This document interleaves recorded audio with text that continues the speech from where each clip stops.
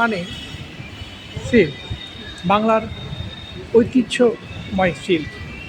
সারা পৃথিবীতে এই সিল্ক একদিন শীত বস্ত্র হিসাবে, সিল্ক বস্ত্র হিসাবে রপ্তানি হতো।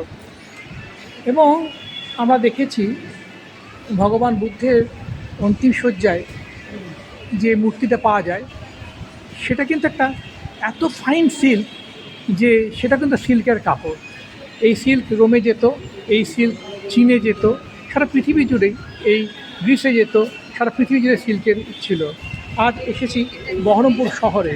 এখানে একটা অদ্ভুত বিভিন্ন জায়গা, যেমন খড়গ্রামে, যেমন কাঁদির, যেমন রানীনগরের,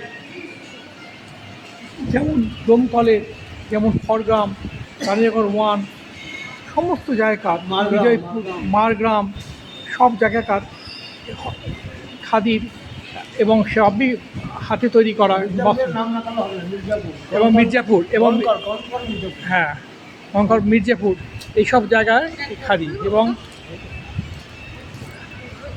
বিখ্যাত সব খাদি। এটা এখান থেকে সে মটকা সিল্কের জামাও একটা অসাধারণ। এই আমার জামাটা দেখান তো, কোন জামাটার নাম যেন? এই যে এটা দেখান, এই যে এই জামাটা পছন্দ করলাম। হ্যাঁ, খুব সুন্দর। ঠিক আছে, যাক, ভালো থাকবেন সবাই। হ্যাঁ।